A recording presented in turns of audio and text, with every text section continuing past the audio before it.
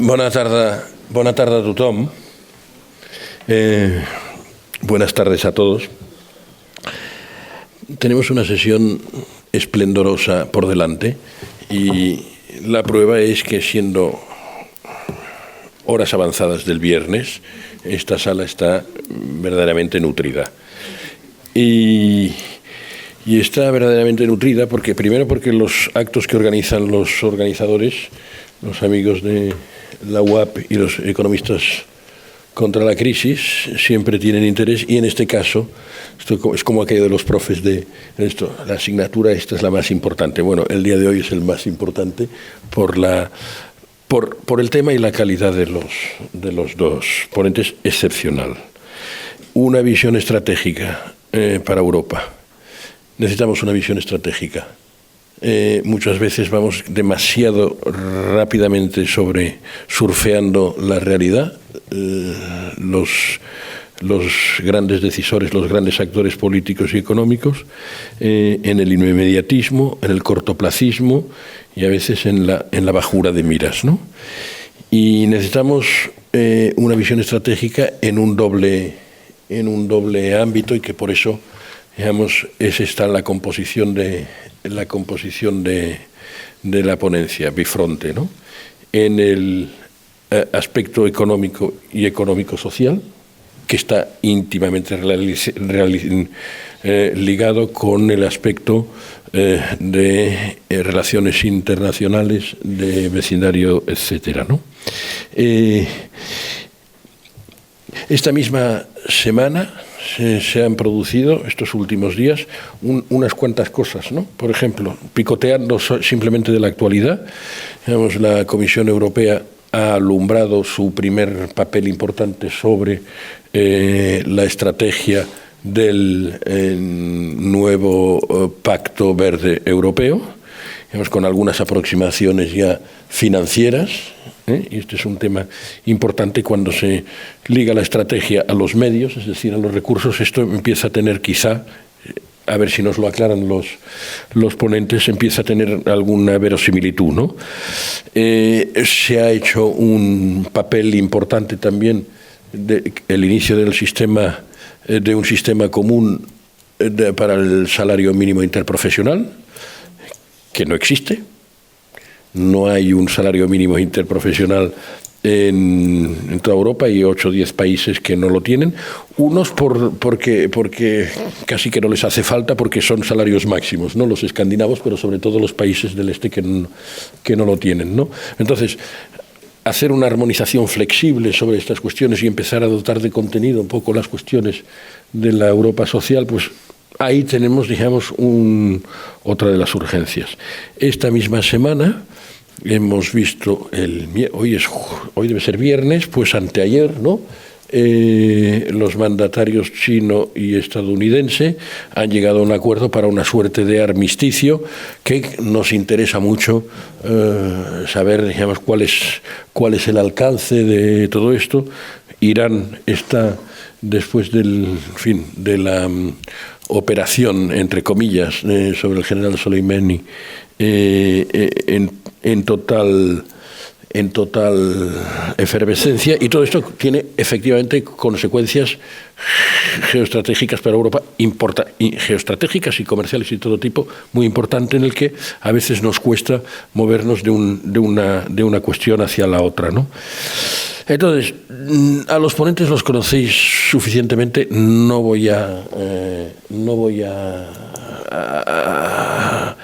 explicaros quién son.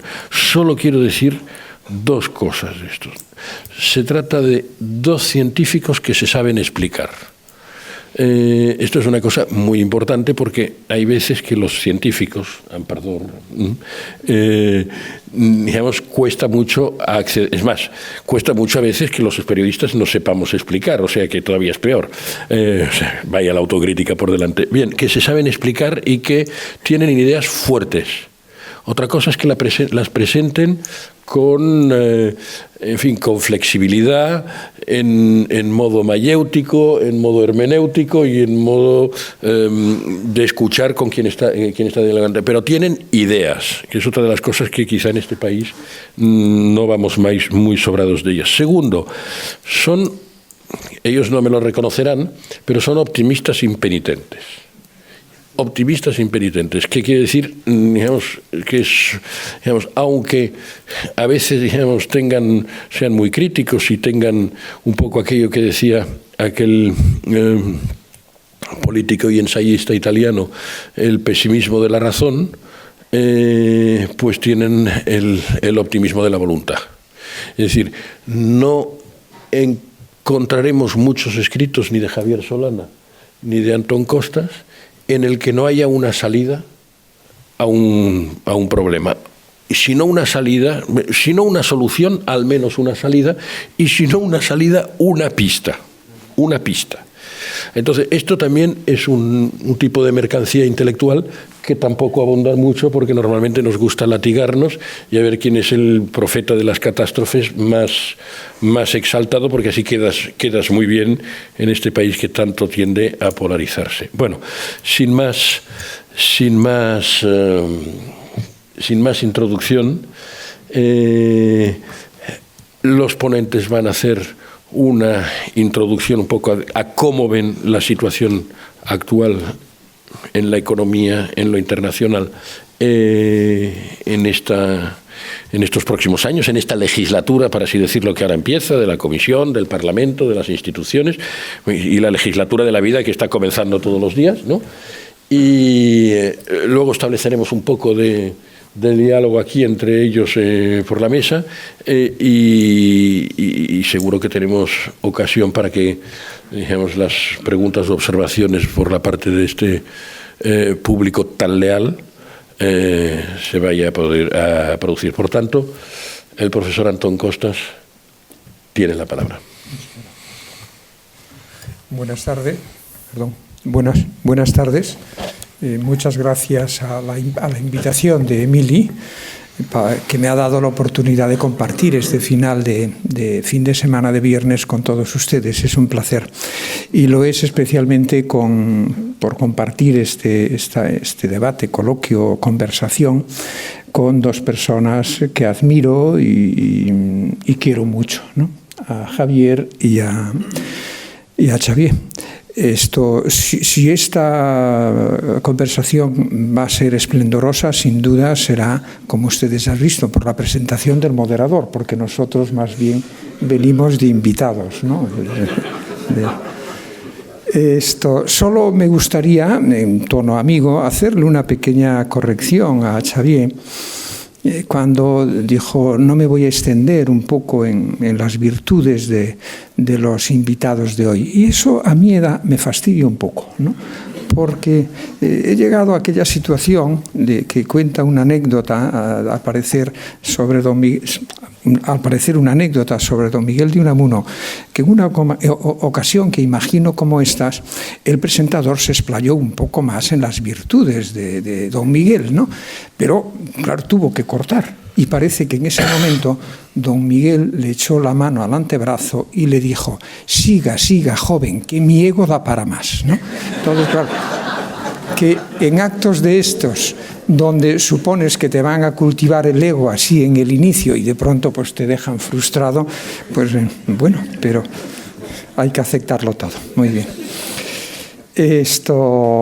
A ver si somos optimistas en todo caso. Decía en un libro precioso que muchos de ustedes conocen, Daniel Kahneman, el psicólogo y premio Nobel de Economía, para que vean la amplitud de criterio que tenemos los economistas a veces, que le damos premios Nobel a los psicólogos, ¿no? Esto dice Daniel Kahneman en ese libro Pensar rápido, pensar lento. Hay un momento donde dice: ha quedado comprobado. Los optimistas se equivocan más, pero les va mejor en la vida. Aunque solo sea por esto, vale la pena hacer siempre el esfuerzo un poco de optimista. Muy bien, voy a mi tesis central. Xavier sí me ha encargado un poco abordar la dimensión socioeconómica, social y económica de una estrategia renovadora de la Unión Europea. Déjenme, en todo caso, en estos 10 minutos que nos ha dado, comenzar con una pregunta que no es retórica, pero sirve a modo de retórica, ¿no? A lo largo de los últimos años y de los últimos meses me he interesado en muchas ocasiones en entender por qué está aumentando el nacionalismo. Se le podemos poner adjetivos que cada uno quiera, pero el nacionalismo en Europa, y por qué ha disminuido también, según las encuestas europeas, el apoyo popular al proyecto europeo. ¿Por qué? ¿No? Bueno, lógico, es decir, hay muchas causas, pero yo creo que hay una que compartiremos todos, ¿no? Y que creo que es importante. Yo creo que ese retorno al nacionalismo está en buena parte explicado por la falta de lo que he llamado en los últimos meses y también en mi último libro, por la falta de un contrato social europeo, un contrato que ofrezca seguridad y protección a los individuos y territorios, ya sea de un Estado o de la Unión en este caso, que por las razones que sea tienen miedo a quedarse en la cuneta de la pobreza, en la cuneta del desempleo y, si quieren, en la cuneta de la falta de dignidad un poco personal. Esta es mi tesis central. Es decir, el nacionalismo, insisto, está volviendo a los países europeos porque la Unión no tiene un contrato social que proteja a los más débiles, ya sean individuos o ya sean territorios, especialmente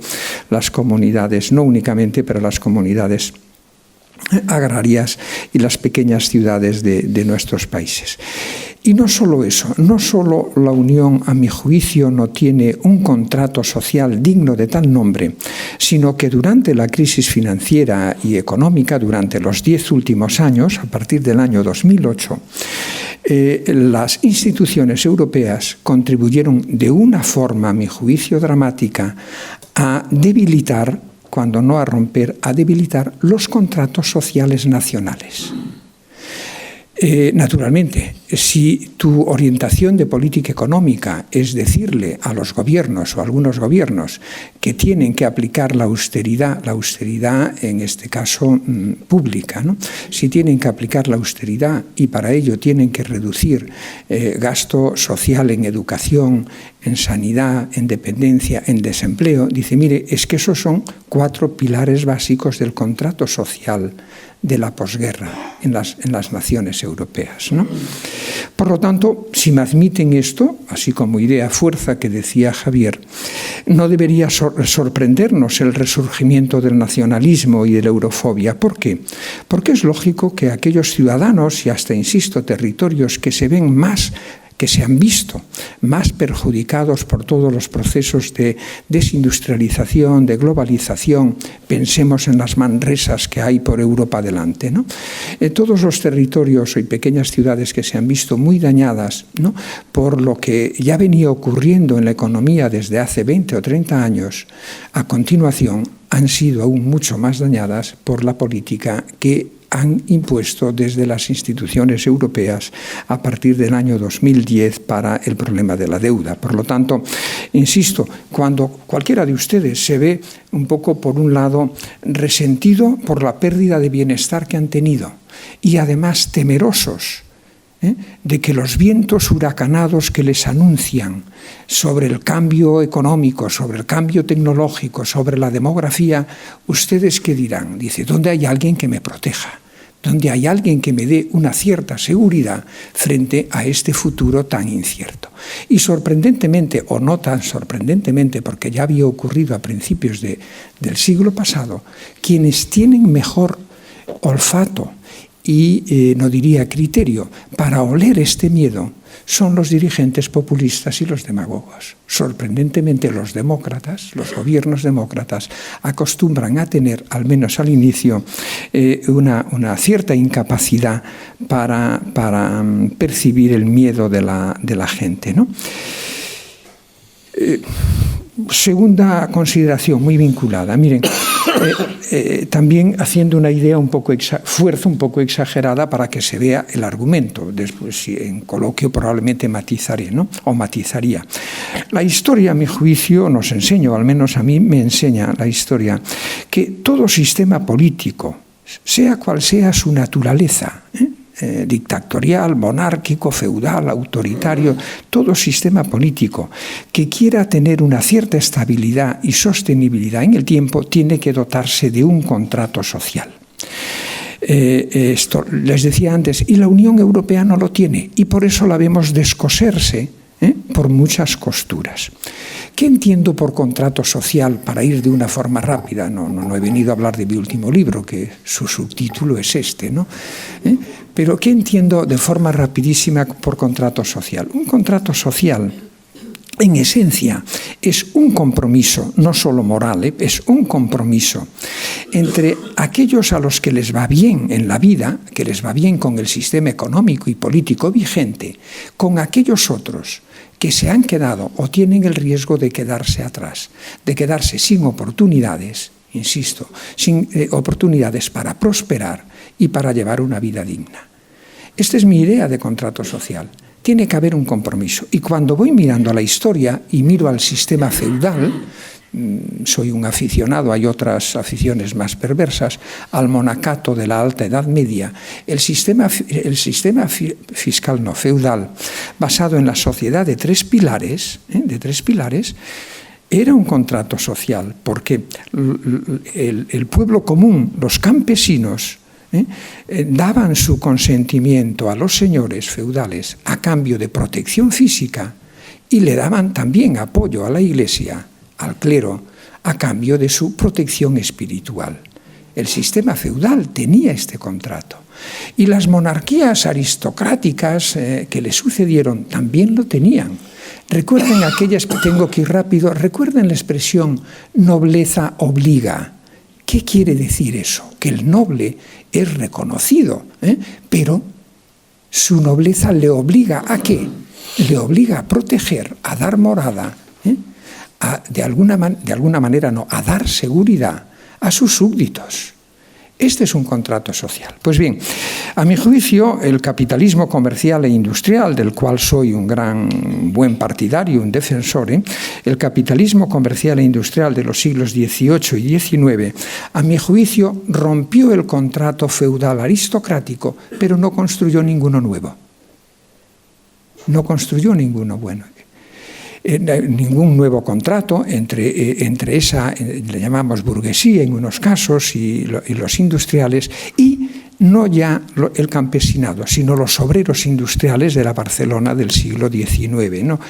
Y por encima, además, los economistas como profesión, como intelectuales, los economistas clásicos, construyeron a lo largo del siglo XVIII y especialmente XIX, una explicación intelectual que venía a decir que una economía de mercado, de libre mercado autorregulada, era suficiente para dar orden a la sociedad. Claro, en ese escenario no necesitas un nuevo contrato social.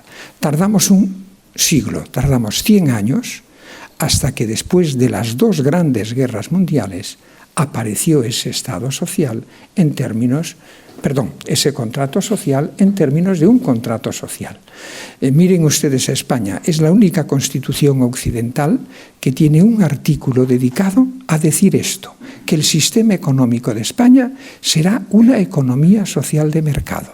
No hay ni la portuguesa, tiene ningún artículo, dice, ¿por qué motivo?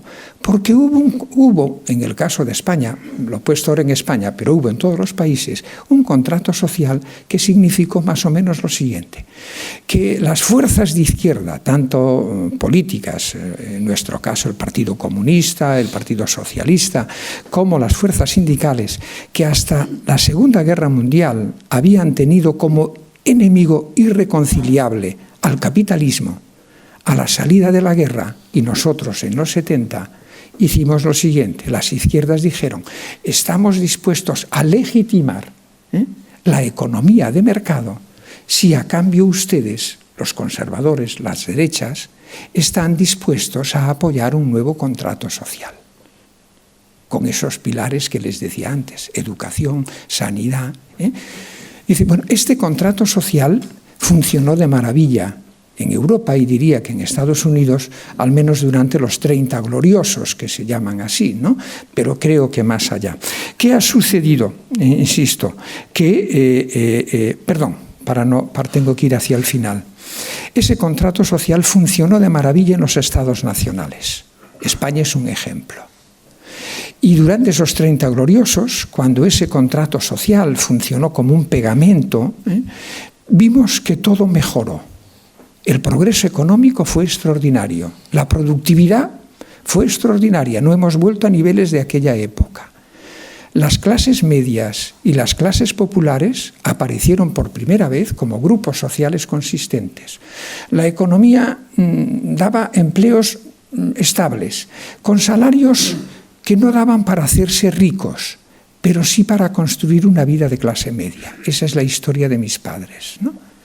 Y además, la democracia se extendió en todos los países. Y no solo eso, la cooperación económica internacional funcionó muy bien. Cuando ese contrato social nacional se mantuvo, las cosas fueron muy bien. En ese escenario nació primero la Comunidad Económica Europea y después la Unión Europea. Y en un escenario de estados nacionales, de economías nacionales y de economía internacional que funcionaba bien, probablemente los padres de Europa, a los que tanto quiere Xavier Vidal-Fol, no vieron la necesidad de articular un contrato social como Dios manda. Si todo iba bien, no era estrictamente necesario, ¿no? Las cosas han cambiado. Y hoy sí que echamos en falta, a mi juicio, la tesis inicial, la falta de un contrato social europeo, además de fortalecer el nacional. ¿Cuál es la mala noticia? Y ya voy hacia el final, Javier. ¿Cuál es la mala noticia, a mi juicio? Y es un reto no, es una pregunta a Javier Solana en este caso. ¿Cuál es la mala noticia? Que yo no veo a la Unión Europea, a las instituciones de la Unión Europea, no las veo institucionalmente preparadas para llevar adelante este reto. Pero no las veo especialmente preparadas porque no veo de dónde puede venir el impulso moral necesario para construir un contrato social, como Dios manda. Fíjense, el de la posguerra, el impulso moral de la posguerra, que venció la resistencia de los capitalistas, por decirlo así, el impulso moral para el contrato social de la posguerra, nos vino de las dos guerras mundiales y, en nuestro caso, de la guerra civil, con efectos retardados. Las guerras tienen ese componente o pueden tenerlo de fuerza moral. Hoy no lo veo en Europa. ¿Cuál es, sin embargo, ahí viene el optimismo que reclamaba Javier, la buena noticia, a mi juicio? Que creo que hay un hecho, una circunstancia, un fenómeno que tiene posibilidad de crear ese impulso moral en Europa para la construcción de un nuevo contrato social. Es la amenaza del cambio climático. A mi juicio, la amenaza del cambio climático tiene posibilidad, capacidad de crear ese impulso moral. Pero en todo caso, habrá que cambiar de estrategia socioeconómico, político-económica en Europa. ¿Por qué motivo? Porque querer afrontar el cambio climático con las soluciones que recomendamos los economistas es peligrosísimo. Querer afrontar el cambio climático con impuestos anticontaminación, que tiene su sentido y en el papel lo aguanta muy bien, tiene un problema de economía política, que la sociedad, una parte, no te lo va a aguantar. Si quieren algún ejemplo rápido, los chalecos amarillos franceses. La intención de Macron era excelente, ¿no? Esto evitar o reducir la emisión de CO2 como poniendo un impuesto al combustible más contaminante. Estupendo. Se lo puso. ¿Y quiénes saltaron?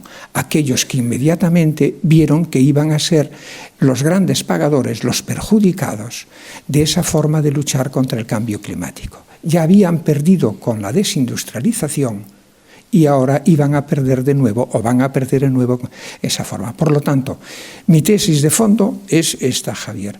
La buena noticia es que creo que el cambio climático puede tener efectos similares a los que tuvieron las guerras mundiales, en el sentido de crear un impulso moral para actuar, pero hay que cambiar de estrategia de actuación e ir desde los impuestos anticontaminación, que habrá que utilizarlos, a una estrategia centrada en ¿qué? En un gran programa de inversiones públicas y privadas que cree empleo no solo en las grandes ciudades, sino en las pequeñas ciudades y en todas las comunidades rurales.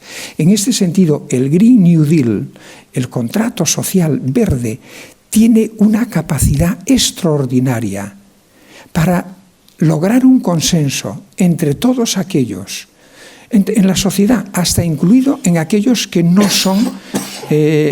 creen en el medio ambiente, pero que sí pueden resultar beneficiados de un programa de inversiones públicas de esta naturaleza. Y la segunda buena noticia aquí, y cierro, es que me da la impresión, es verdad, que la nueva comisión, la comisión de la nueva presidenta, creo que va en esta línea, y sus decisiones de estos días, a las que Javier se hacía referencia y yo ahora ya no entro en ella, tanto el programa orientado al Green New Deal como las consultas que ha lanzado la comisaria portuguesa para un nuevo salario mínimo europeo que sea el 60% del salario medio nacional, y también para cierto programa de cobertura de desempleo, creo que van en este camino, pero harán falta impulsos morales muy fuertes y además de una acción civil muy intensa. Perdóname porque me he pasado casi 4 minutos. Bueno. Después perdonado. Me lo sacas.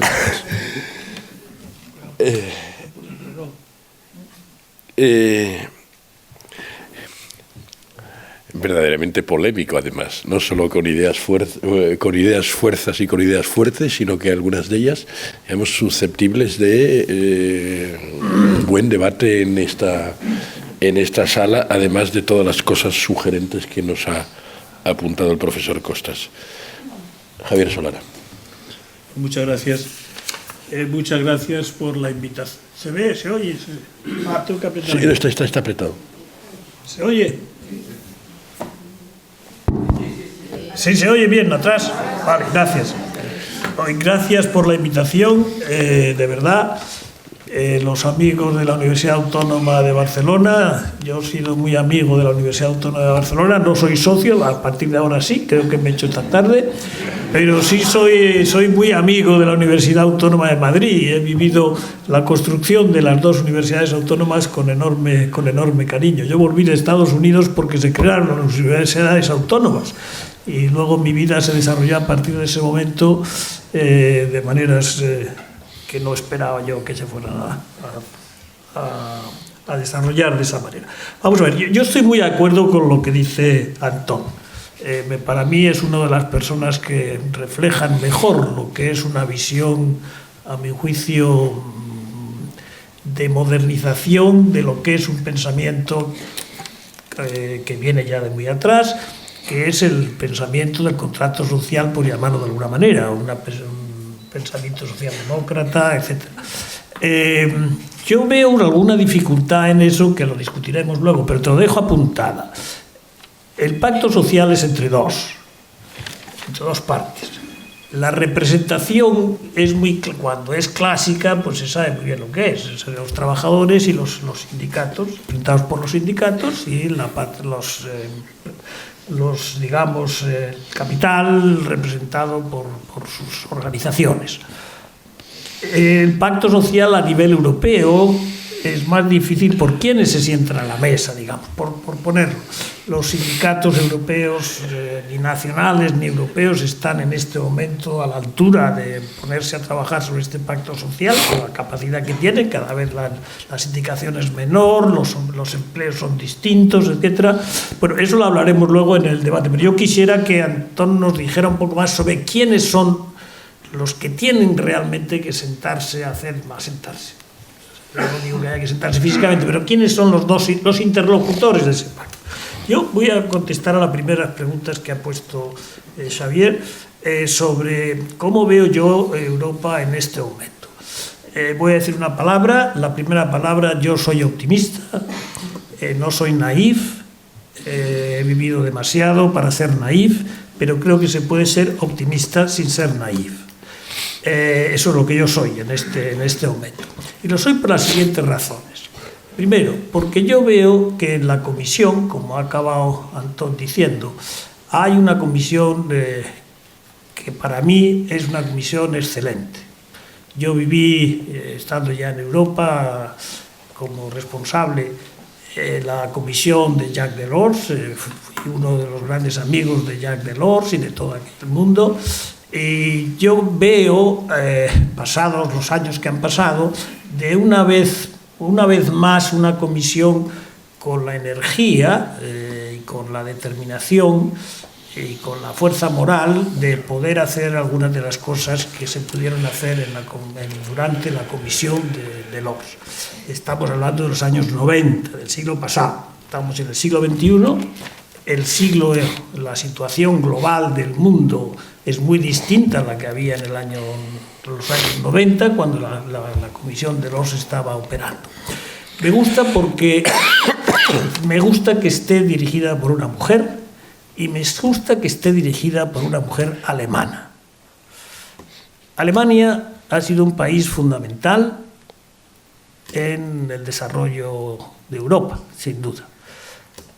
Pero Alemania nunca ha metido las manos de verdad, hasta el codo, en la comisión, con responsabilidad. Ha jugado muy fuerte en la comisión cuando tenía el comisario de X o el comisario de Y. Hoy tiene la responsabilidad, digamos, de dirigir la comisión. Y si Alemania acierta en dirigir la comisión, damos un gran paso hacia adelante.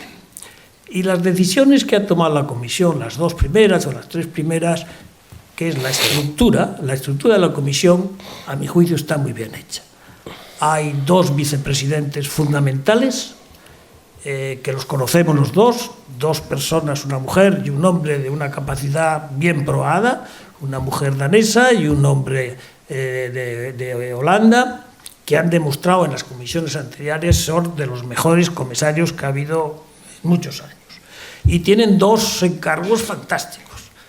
El primero, Timmermans, tiene el encargo de enfrentarse con el reto del cambio energético, del cambio climático. Es el comisario número 1, y la comisaria número 2 tiene el encargo de todo lo que es la digitalización, todos los problemas relacionados con la digitalización, la inteligencia artificial, todos estos temas que son el segundo elemento fundamental del cambio que estamos viviendo y que tenemos que ser capaces de dirigir. Por lo tanto, desde esa perspectiva yo tengo un cierto ánimo de que las cosas pueden encauzarse mejor. Si nos damos cuenta que en 10 días se tomaron posesión el día X y al día X más 10 había sobre la mesa ya un documento que pudo pasar al Parlamento enseguida sobre los temas fundamentales del cambio climático, que ya hoy tenemos incluso cifras en muy poquito tiempo. Es decir, que realmente en muy poco tiempo han tomado decisiones importantes. Tengo una mayor preocupación por el Parlamento Europeo. El Parlamento Europeo ha estado prácticamente siempre dividido en dos grandes grupos y era el consenso, digamos, bipartidista, entre comillas, cada una de las partes formadas por varios grupos, pero había un consenso que permitía que la vida parlamentaria fuera bastante tranquila. En este momento tenemos un Parlamento mucho más fragmentado y mucho más complicado para hacer pactos de larga duración. Si somos capaces de hacer pactos de larga duración en este Parlamento que tenemos ahora, pues sería estupendo para poder seguir trabajando con la Comisión en buena sintonía y hacer lo que la Comisión junto con el Parlamento debe hacer, que es tratar de hacer un pacto social con el Consejo, es decir, con los países.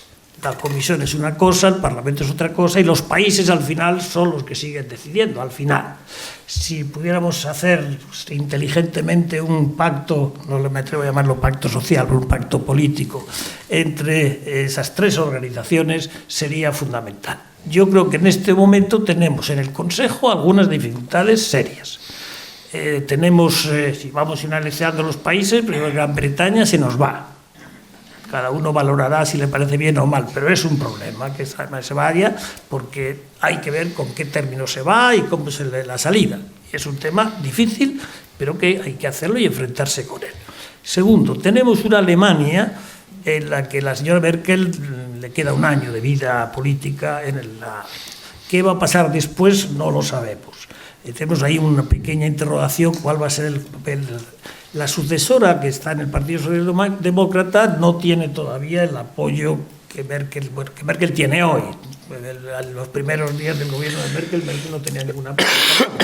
No sabemos todavía cómo va a desarrollarse el Partido Socialdemócrata ni el Partido Socialdemócrata, el Partido de Merkel, que también tiene que cambiar. Y tenemos el otro gran problema, que es el problema de los países llamados de Visegrado, los países del Este. Los países del Este, que para mí son un gran problema. Yo he sido uno de los más ardorosos defensores de la ampliación de la Unión Europea hacia el Este. Yo firmé con el señor Orbán, el que hoy sigue siendo presidente de Hungría, el acuerdo para entrar en la Unión Europea y en la Alianza. Yo de aquel hombre con el que firmé al hombre que estoy viendo ahora va un abismo. Y yo creo que si yo, honestamente, tuviera que decidir hoy si Hungría está dispuesta para entrar en la Unión Europea o darle el paso a la Unión Europea, mi voto sería no. Yo no autorizaría a la Hungría de hoy entrar en la Unión Europea. Lo digo en público porque se lo he dicho a ellos también, pero eso sí me preocupa. ¿Qué hacemos con toda esa parte de Europa? ¿Cómo la gestionamos para que en este momento importantísimo para Europa estos países no sean una dificultad, sino que puedan también sumarse a un consenso grande? Y bueno, luego, ¿en qué momento estamos? Estamos en un momento, desde el punto de vista geoestratégico, dramático. Desde el año, no sé qué año, ponemos los años que queráis. Si miráis el siglo en el que vivimos, pues hay 3 momentos o 4 momentos extraordinarios. El año 1 del siglo, que ocurren 2 cosas que nos afectaron muchísimo a todos y a los europeos también, aunque más fundamentalmente a otros 2 países. Fueron el 11 de septiembre con las Torres Gemelas, con que llega el mes de septiembre del primer año del siglo. Y los que son capaces de hacer aquella tragedia no era un Estado que se enfrentaba a los Estados Unidos, eran unos actores no estatales que tenían unas capacidades extraordinarias de hacer daño. Bueno, el hecho de que aparecieran estados no estatales, actores no estatales, perdonad, no actores, no estados no estatales, sino actores no estatales, ha cambiado también mucho la vida de la geoestrategia, la geopolítica global. Punto 1. Punto 2. En el mes de noviembre de ese mismo año, para China ocurre lo más importante que le había ocurrido en la historia seguramente, que es que entran por primera vez en una organización multilateral, aparte de Naciones Unidas.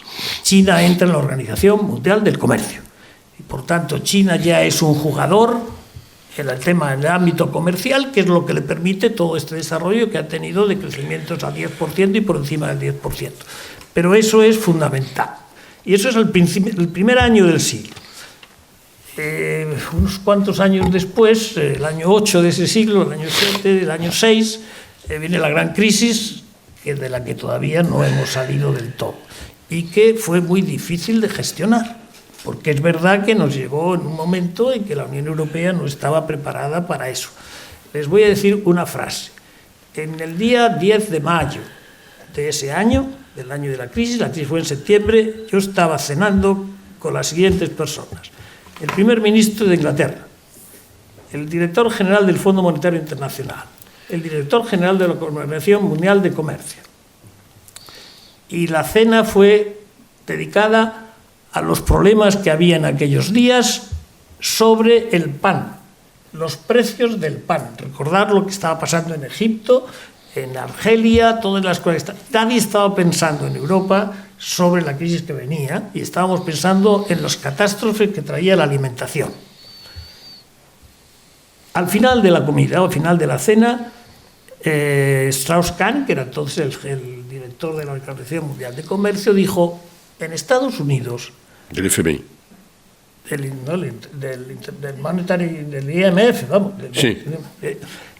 dijo al final, bueno, hay un problema en Estados Unidos con unas hipotecas basura, parece que hay algo que no va bien, etcétera, etcétera, pero yo creo, y os lo quiero decir francamente, Estados Unidos y Europa desde este punto de vista están uncoupled, desacoplados. Lo que pasa allí no nos va a afectar. Mes de mayo. En el mes de septiembre estábamos en la noche aquella famosa en que llegaron el gobernador del Banco Central de Estados Unidos y el secretario del Tesoro a decirle a la presidenta del Congreso de los Estados Unidos, que a la sazón se llamaba Pelosi, como se llama la de hoy, y el presidente del Comité de Banqui, les dijeron: si no paramos esta tarde, la economía del mundo melts down. Melts down quiere decir se disuelve. Bueno, y eso pasa muy poquito después. Y luego ya tenemos, a partir de ahí, el otro año que yo pondría es el año 16. El año 16 de este siglo ocurre para mí lo más grave de lo que estamos sufriendo en este momento desde el punto de vista geoestratégico, que es la llegada del presidente Trump a los Estados Unidos. Es una tragedia para los americanos, sin ninguna duda, pero es una tragedia también para todos los que estamos aquí uno a uno, más todos los que nos queramos reunir en la Unión Europea. Una tragedia. Todo nos ha cambiado. ¿Y cómo hacemos la Unión Europea ahora para adaptarnos también a esta situación que no va a ser eterna, pero que va a durar? Porque al final va a quedar de esta presidencia de Trump una polarización entre Estados Unidos y China que va a tener consecuencias muy importantes también para Europa. Y de eso tenemos que hablar hoy, porque hay que empezar a hablar de eso ya, porque eso está llegando ya a las consecuencias. Y aunque Trump pierda las elecciones, esperemos que así sea, la sociedad americana tiene ya una preocupación por China que ya no es sana, es insana. Ya hay una tensión con China que se ha metido ya, digamos, casi en los genes, que China es un gran problema. Y China puede ser un gran problema o puede ser parte de la solución. Y en cualquier caso hay que tratar con China como un país que forma parte de la comunidad internacional y que forma parte de las instituciones globales en las que estamos todos los países. Así no está pasando y por lo tanto estamos en una situación difícil. ¿Cómo Europa debe responder a esto? Lo estamos viendo en estos días ya, las primeras respuestas. Pero lo primero que yo querría decir es que dos cosas. Desde la percepción de los ciudadanos. La percepción de los ciudadanos jóvenes es que el problema no está en el ayer, sino el problema está en el mañana. Mi generación lo que no quería era volver al ayer. El ayer era la guerra. El ayer era la Segunda Guerra Mundial y Europa se hace para evitar eso. Si a un chico joven le pregunta a usted si está usted más preocupado por el ayer o por el mañana, te dirá, ¿qué por el mañana? El problema hoy de un joven es no saber lo que va a pasar mañana. La inseguridad sobre el mañana. Nosotros teníamos la inseguridad por volver al ayer. No queríamos el ayer y por eso hicimos la Unión Europea. Pero es que los ciudadanos jóvenes de hoy ya no miran al ayer, no les da miedo el ayer porque ni lo ven, ni se lo imaginan, ni se lo creen posible y en cambio sí están preocupados por mañana. No sabemos si mañana van a vivir mejor que sus padres o peor. Y lo normal, tal y como están dados los casos, la situación de hoy es que vamos a vivir peor que lo que vivíamos con nuestros padres. Y este es uno de los grandes problemas que tenemos. Si vamos al campo tecnológico, Europa tiene una responsabilidad enorme y no estamos todavía a la altura del cambio tecnológico que se está haciendo. No tenemos, ni tenemos Apple, ni tenemos algunos de los ejemplos que podemos citar, no los tenemos, y tenemos que hacer todo lo posible por tenerlos. Y ahí está la gran responsabilidad que tiene la comisaria vicepresidenta segunda, que tiene esa obligación de poner en marcha esos temas más relacionados a la europeización de todas esas cosas. Todavía estamos demasiado separados, demasiado dispersos, y no hay esa voluntad de europeizar todas estas cosas. Y es absolutamente fundamental hacer más Europa, no menos. Hay que hacer más Europa y no menos. Pensad por un momento, si nos disgregáramos, lo que sería jugar en este mundo con Estados Unidos y Rusia, y nosotros de pequeñito un país llamado España, o llamado Inglaterra, o llamado Italia o Hungría. O lo hacemos juntos, y lo hacemos de verdad, creyendo que vamos juntos, y es decir, poner todas las capacidades que tenemos al servicio de una idea, que es la idea de Europa, y me atrevería a decir Europa potencia, Europa que jugara como un instrumento de potencia global en el mundo, y eso es, a mi juicio, lo que deberíamos hacer. ¿Es posible? Es posible. ¿Es probable? Es probable. ¿Lo haremos? Pues depende mucho, un poco de lo que ha dicho Antón, de la voluntad de los agentes para tomarse en serio esta situación. Acaba de salir un libro precioso que se llama Los ingenieros, de Paul Kennedy. Paul Kennedy era un sabio historiador que hizo un libro muy bonito sobre el fin de la posguerra, el final de la posguerra. Y ha escrito un libro que se llama Los ingenieros de la paz. Es un libro precioso que analiza cómo se hacían las cosas durante la Segunda Guerra Mundial. De la decisión que se toma en Marruecos entre los grandes líderes mundiales, es decir, habrá un segundo frente en Europa, ¿quién lo lleva a efecto? ¿Cómo se hace? ¿Quién toma las decisiones que había que tomar todos los días? ¿Quién tomaba la responsabilidad de hacer las cosas que había que hacer sobre la energía, sobre el número de la comida, sobre todas estas cosas, que es lo que pusieron a hacer el desembarco en Normandía, etc.? Bueno, pues el cambio climático requiere una ingeniería para hacer las cosas de esa naturaleza.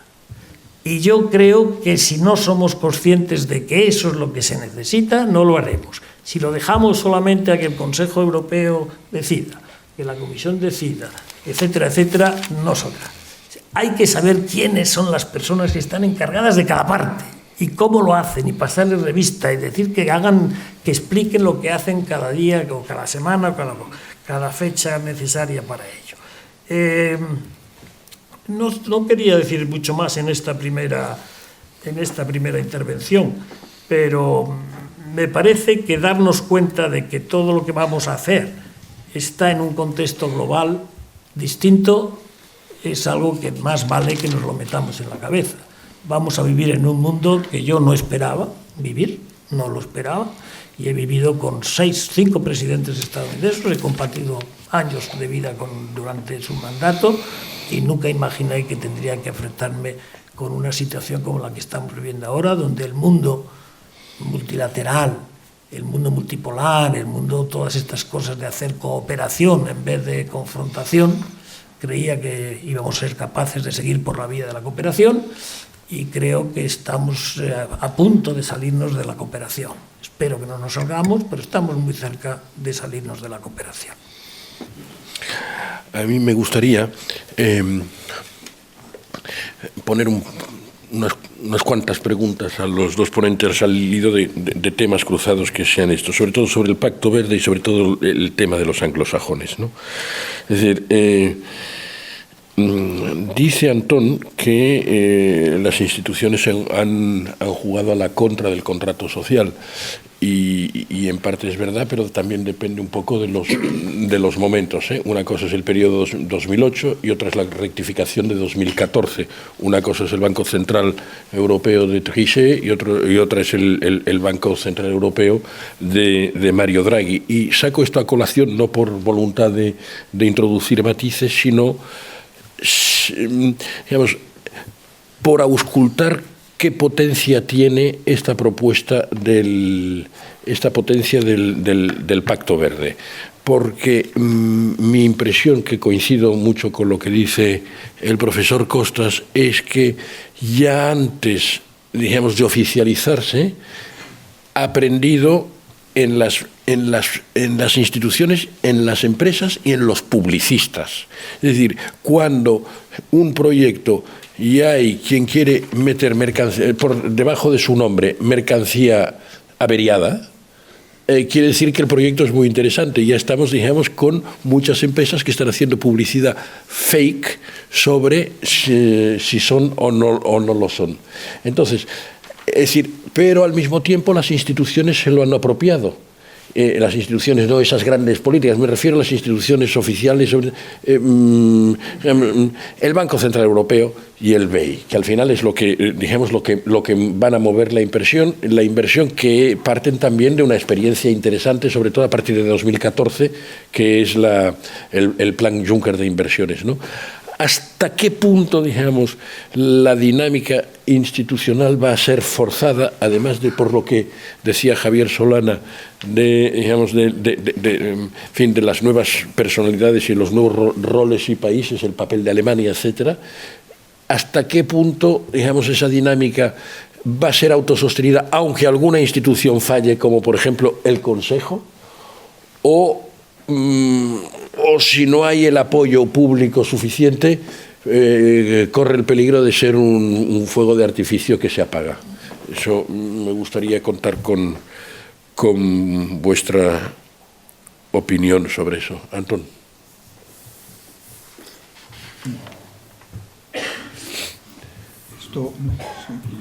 Esto de los coloquios son como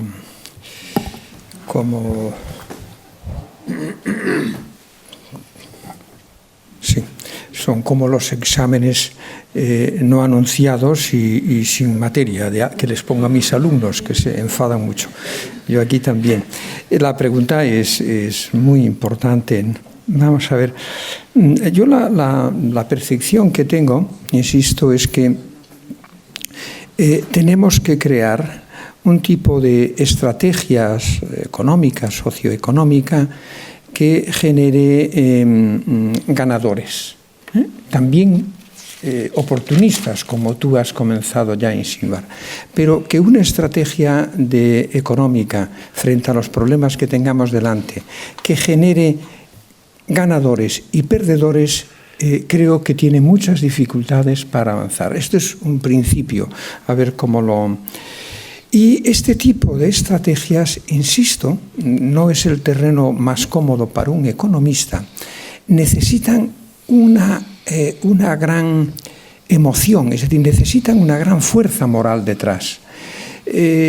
Cuando uno ve o escucha más bien las emisiones radiofónicas en el año 33 de Franklin Delano Roosevelt, hablándole a los norteamericanos, y además con unos hostigamientos tremendos a los suyos, ¿no?, a los ricos. Roosevelt creó, detrás de su New Deal, puso en marcha una fuerza moral que rompió la resistencia de los suyos, de los muy ricos, ¿no? Crear esta fuerza moral es indispensable, este impulso moral, para un cambio de la naturaleza estratégica que estoy diciendo. Y eso no estoy muy seguro que se pueda poner en Europa por parte de las instituciones. ¿Cuál es mi esperanza? Y vuelvo a reiterarme, ¿cuál es mi esperanza? Que el cambio climático, entendido como una especie de imperativo categórico kantiano, de imperativo civilizatorio, nos llegue a producir tanto miedo que nos haga vencer, o que nos permita mejor vencer las resistencias de los privilegiados, sean cuales sean ahora esos privilegiados. Es decir, esto es fundamental. Si no se consigue, iremos tirando, como decía Asteris, que los galos solo tenían miedo a una cosa, que el cielo se les viniese encima, pero a continuación decía, pero no es probable. Por lo tanto, yo estoy razonando bajo este supuesto. Yo aún no veo a las instituciones europeas en este camino. Y tampoco, porque en medio Antón, tampoco veíamos a la democracia cristiana hacer un programa, digamos, que es el programa de los verdes más o menos, en fin. Sí, muchas veces no ves muchas cosas. Yo no vi el acuerdo entre el PSOE y Esquerra Republicana, ¿no? Tienes cortinas. No, pero hablaba de mí, no de ti. No, la bola de cristal de cada uno da para lo que da, ¿no? Pero, ¿por qué digo que hay muchas dificultades aún en si ustedes tienen la curiosidad y entran en la página web del Congreso norteamericano y ven la primera propuesta del Green New Deal que hizo esta congresista joven por Nueva York, la primera propuesta de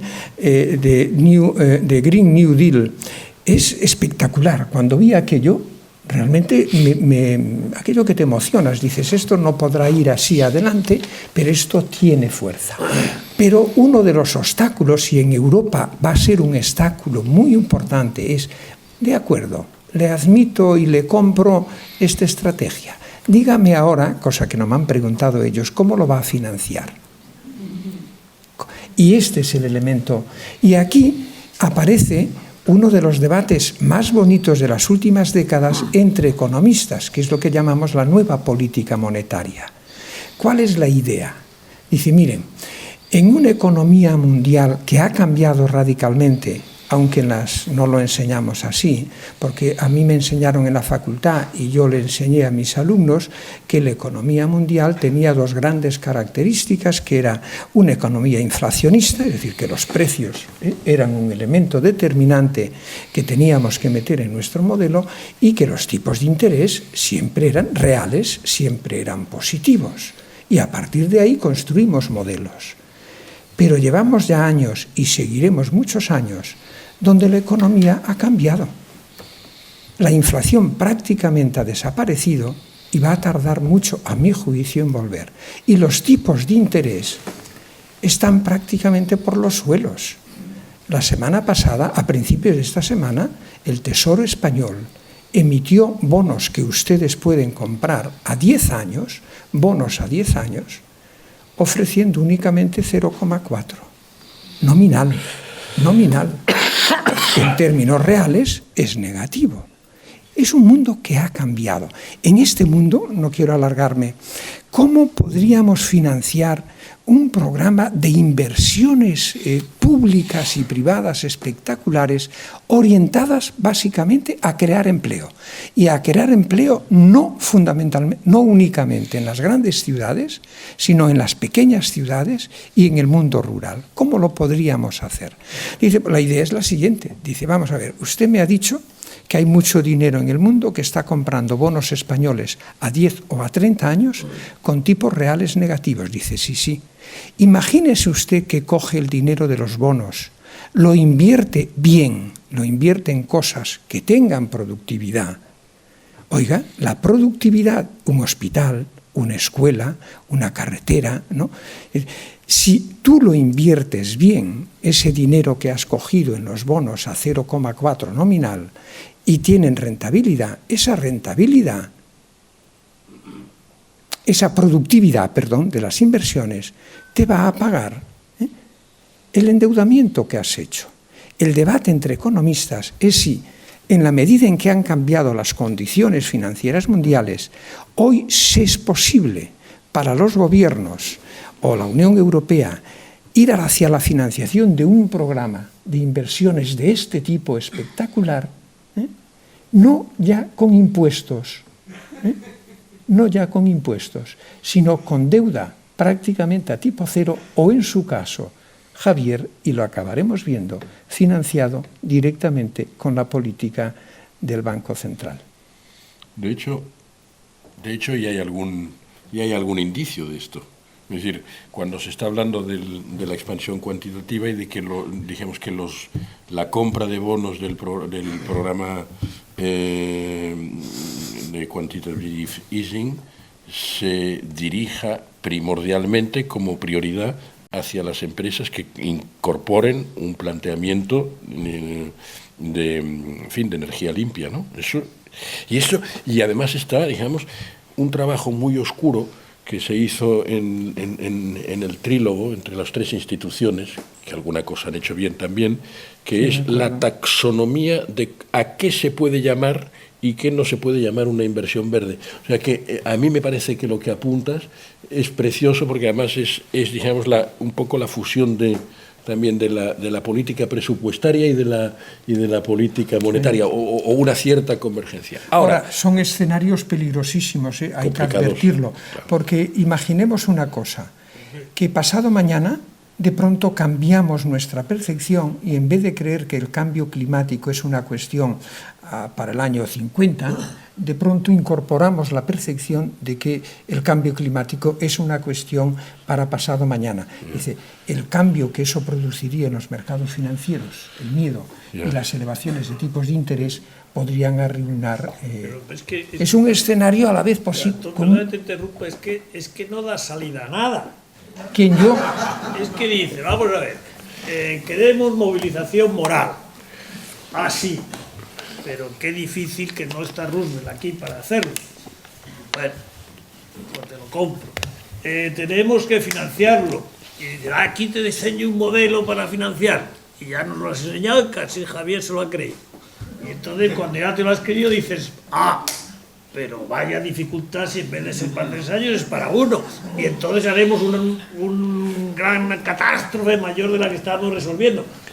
Así es imposible generar pasión moral en la buena dirección. Si a cada afirmación que haces le pones todos sus correlatos de negatividad, no podremos nunca poner. Bueno, aquí venimos a discutir. No, Javier. Javier. No me toca a mí. No, eso seguro, sí. Pero era para provocar así en medio, decir, no, Javier. Después diré por qué.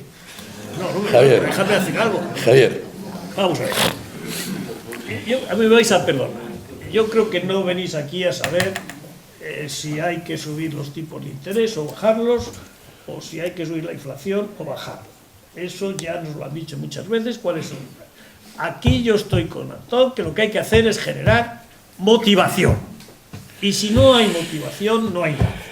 Y en este momento, en nuestro país y en los países de nuestra vecindad, pues hay un problema de motivación, que está cambiando. Las ultimísimas encuestas dicen que hay un reaprecio hacia lo que la Unión Europea supone. Y fijaros otra cosa, los temas que han sido más dañinos para la bajada del cariño hacia la Unión Europea han sido los perdedores, sin duda, pero ha sido la inmigración, que es más que un perdedor, una imaginación que no se ha demostrado verdadera. Porque los países que más duros han estado contra la inmigración no han tenido ni un solo inmigrante. Los lugares donde han estado más duros en las encuestas contra o con los partidos más nacionalistas no saben lo que es un inmigrante. El lugar alemán donde ha dado más gente de ultraderecha es Dresde, que está en el este, que fue la gran capital del este antes de la guerra, la ciudad muy bombardeada, etcétera, donde no hay un emigrante, ni se ve ni se le espera. Por lo tanto, estamos viviendo de una ficción de lo que les pasa a otros, pero no nos pasa a nosotros. Proyectamos el mal de otros en una cosa que no tenemos nosotros. Y de eso sale esta especie de pesimismo o de ensoñación negativa. Vamos a ver si somos capaces de generar una ensoñación positiva. ¿Qué es lo que, a mi juicio, habría que hacer? Habría que hacer hablar más claro los que podemos hablar, pero los que a veces nos escuchan, que somos casi todos, porque todos somos nuestro pequeño altavoz de nuestro entorno, y empezar a crear un sentimiento de que el mundo es nuevo, de que realmente es nuevo, de que a lo mejor no vamos a tener lo que vimos ayer, que va a ser un poco distinto, que la globalización va a ser distinta, que las instituciones globales van a ser distintas, que China va a ser un jugador mucho más importante de lo que ha sido nunca, y que Europa o bien empieza a creerse que es una unidad política, que tiene un peso político, que quiere tener ese peso político, o nos comerán.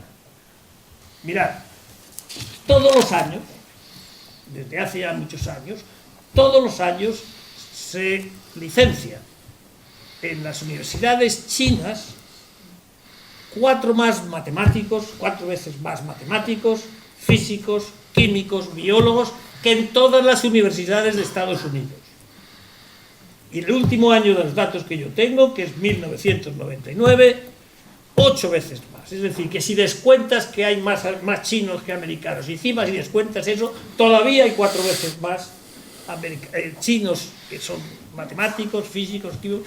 Bueno, estas cosas hay que pensarlas, las tenemos que tener en cuenta, no solamente los americanos, nosotros también.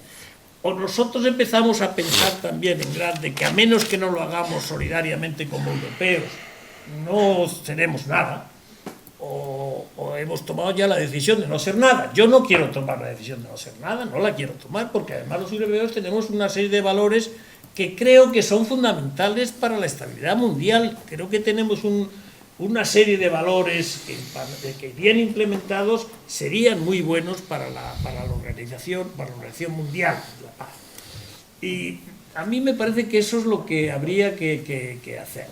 Yo creo que en este momento la economía, mis datos, mis ultimísimos datos es que no hemos llegado a la primera bajada, pero que estamos llegando a un llanito, ¿no? A un llano que seguramente puede ir hacia arriba. Vamos a ver si es verdad o no es verdad. Yo creo que la economía va a ir. Yo no creo que está esperándonos la caída de la economía a la vuelta de la esquina. Yo no lo creo. No sé lo que. No soy un economista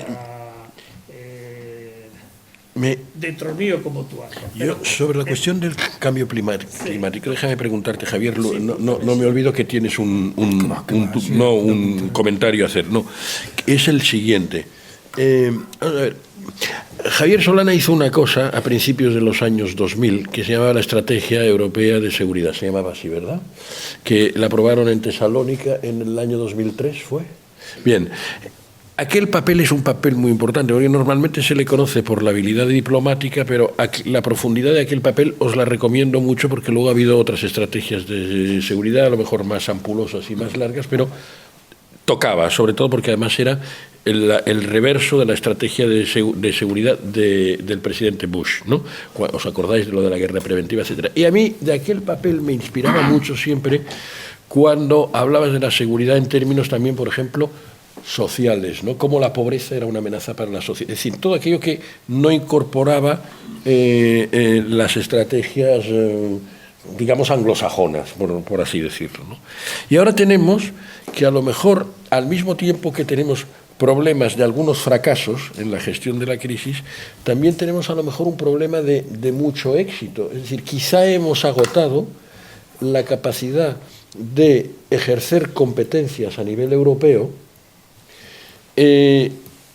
por nosotros mismos. Es decir, la independencia europea o la soberanía europea, digamos, ha valido hasta para hacer el euro, ha valido para hacer una política comercial, ha valido para hacer la política de competencia, ha valido para hacer un mercado interior, ha valido para muchísimas cosas. Pero las otras cosas que hemos de hacer, es decir, podemos hacer una economía muy limpia en España. Si en Marruecos tienen la central de carbón, tenemos un problema. Es decir, cómo la política europea, en un tiempo además de reducción del multilateralismo que nos están dando, bueno, intentamos responder dignamente, pero nos están creando muchos problemas.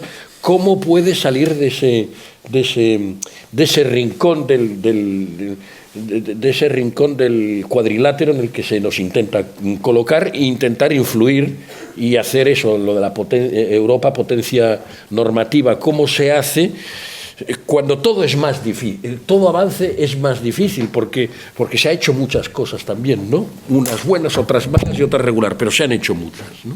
Yo te diría que una de las cosas a la que hemos dedicado más energía, y porque era la esencia de la Unión Europea, en cierta manera, desde el punto de vista económico, es el mercado, es el mercado interior. Y por ese mercado interior... ¿No me oyes? Que debe de aquí. ¿Puedo chillar más? El mercado interior. Bueno, yo creo que hoy tenemos que empezar a pensar también en el mercado exterior. El mercado interior ha funcionado muy bien, pero ha funcionado también, que ha funcionado muy bien para nosotros. Pero en cuanto tenemos competidores fuera como China, o miramos de otra manera al mercado exterior y no pensamos solo en el mercado interior, o no nos van a salir las cuentas. Por lo tanto, tenemos que definir, si queremos definir cómo vamos a operar en el mercado exterior son muchas cosas. Es la moneda, es el comercio, es la seguridad. ¿Cómo vamos a hacer eso? Habría que pensar a lo mejor en que el euro se constituyera en una moneda global, de verdad. Tendríamos que pensar en cómo regular nuestra economía. La capacidad regulatoria que tenemos es extraordinaria. Y la capacidad regulatoria es magnífica para jugar en los mercados internacionales. Pensar que hoy no puedes enviar a Alemania un producto porque resulta que el gobernador del estado donde tienen ese mismo producto le dice al presidente de la República que ponga una medida sanitaria o una ley de seguridad o no sé qué, para que esa exportación no pueda llegar nunca. Eso es utilizar la regulación mal. Pero nosotros podemos nosotros tenemos una capacidad reguladora que no estamos ejerciendo y que podríamos hacer muchísimo para que nuestra economía interior y exterior fuera mejor. Por poner un ejemplo de una cosa que forma parte de lo que es un Estado. Y tenemos que ir pensando poco a poco que la Unión Europea se parece cada vez más a algo más integrado. No digo un Estado-nación porque nunca lo vamos a ser, pero sí como una unidad nueva en el mercado internacional que es más que una nación y es menos que un Estado-nación. Y es menos que la Unión Europea, que las Naciones Unidas, pero es más que las Naciones Unidas también. Bueno, todas esas cosas a mí me parece que son fundamentales y esas sí que deben entrar en el discurso moral. Y yo creo que esas cosas sí pueden movilizar a la gente más joven también. Y yo creo que eso es bien explicado y bien trabajado y con algún éxito, porque es necesario algún éxito que poder exhibir. Yo creo que por ahí tendríamos que ir y sería mucho mejor. Mira, tenemos un problema serísimo, a ver si me puedes callar porque me puedo meter en un lío fuerte. No, adelante que tomo nota. Con China. Fíjate el problema que tenemos con China, que China dice que es el único país que tiene en telefonía el 5G. Os suena el 5G, ¿no? Os suena lo que es, aunque no entendáis muy bien lo que es algo importante. Los Estados Unidos de América han dicho que el país que compre el 5G de China será sancionado. Eso es algo que no debemos permitir. No hay derecho a que Estados Unidos diga que va a sancionar porque yo le compro a China, si a usted qué le importa. Pues yo lo compro. Bueno, ¿por qué le importa? Porque dice que él va muy retrasado en el 5G y cuanto más tarde compremos el 5G, más tiempo le damos a ellos a que llegue al 5G. Bueno, estas son cosas que las tenemos que meter ya en nuestro análisis de europeos. Y no basta decir, bueno, pues esperemos a que los Estados Unidos lo hagan. Hay muchas de estas cosas que las tenemos que hacer nosotros. Y esto yo creo que tiene sentido porque hay compañías europeas que pueden generar empleo y que pueden hacer cosas que irían mucho mejor si, por ejemplo, el 5G viniera antes a Europa de lo que y tendría que venir vía los chinos. Es un cambio, pero no es un cambio muy importante, pero es un cambio que es necesario en el tiempo que estamos viviendo. A mí eso me parece revolucionario, lo que estoy diciendo en algunas son revolucionarios, de minúsculo todavía. Pero es un cambio muy, muy importante que tendríamos que estar pensando. Yo creo que nos falta el explicar estas cosas. Yo creo que la Europa jugadora internacional, la Europa actor global es una necesidad absoluta. Y si no lo hacemos pronto, a lo mejor llegamos tarde. Yo a eso sí que me apunto y daré el tiempo que pueda dar de lo que me quede de vida en esa dirección. Querría invitaros a un último turno, antes de dar la palabra a nuestros amigos, un poco breve si puede ser, tomando pie de esto y de la interrelación entre la economía y las relaciones internacionales, ¿no? Cómo, por ejemplo, se utiliza el concepto de interés nacional en la OMC, se ha utilizado sistemáticamente hasta prácticamente poner a la OMC en el limbo a la hora de dejar capotar, digamos, el organismo de dirimir los conflictos. Entonces aquí tenemos un problema que es la anglosajonia, ¿no? Es decir, vamos a ver qué ocurre con este semi-armisticio con la China y vamos a ver si este armisticio hace que la presidencia americana se dedique o no a otros eventuales enemigos, porque, digamos, tiene una cierta tendencia a buscar enemigos. Luego, por otra parte, digamos, otro de los socios del mundo de la anglosajonia, digamos, se nos va y, digamos, nos plantea problemas políticos y estratégicos. Por ejemplo, es uno de los pocos países europeos que tiene un sistema de defensa importante y serio, y de espionaje, eso que llaman inteligencia, pero que yo sigo llamando espionaje, y que es lo que es, pero lo es también, digamos, con eventuales amenazas económicas si decide el señor Johnson un día evolucionar hacia ser Singapur, ¿no? ¿Podríais comentar un poco alguno de estas pistas que me inquietan y veo que en la sala también inquietan? Pero a ver por dónde se coge. Yo comencé haciendo un pronóstico, que es que el nacionalismo ha vuelto y creo que va a seguir incrementándose. ¿Por qué motivo? Porque hay un deterioro muy importante en nuestras sociedades, de una parte de nuestras sociedades, un deterioro en sus niveles de bienestar y en sus percepciones ante el futuro. Esto es lo que me llevaba a mí, y lo tengo escrito en mis columnas, un poco a pronosticar que el Brexit iba a triunfar en el Reino Unido antes de... Y yo recuerdo algún debate, no sé si escrito o oral contigo, donde mi visión, que no es mi posición, era que en Estados Unidos probablemente íbamos a ver también fenómenos de tipo de Trump. ¿Y por qué lo digo esto? Porque Trump, a mi juicio, Javier, es la demostración de que el análisis del gran filósofo John Rawls, el liberal, la teoría de la justicia, tenía razón. John Rawls dijo en su gran libro y en otros escritos que aquellos gobiernos, podríamos decir, aquellos gobiernos democráticos que no prestasen atención a las políticas un poco de reciprocidad, de apoyo, acabarían favoreciendo la llegada de soluciones de tipo autoritario. Por lo tanto, Rawls no se equivocó con la llegada de Trump o del Brexit, sino que el Brexit y Trump son la confirmación de algo que podíamos haber anticipado.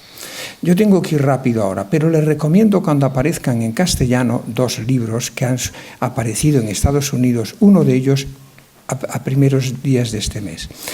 Uno de ellos es el libro de Angus Deaton, el Premio Nobel de Economía, el libro que acaba, insisto, de presentar ahora estos días, que es el título traducido al castellano son Muertes por desesperación.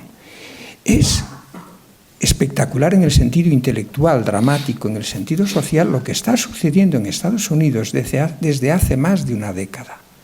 un segmento de la sociedad estadounidense, especialmente los trabajadores blancos, clases medias blancas, que viven en los estados centrales de Estados Unidos, tienen una tasa de suicidio que nunca se había visto.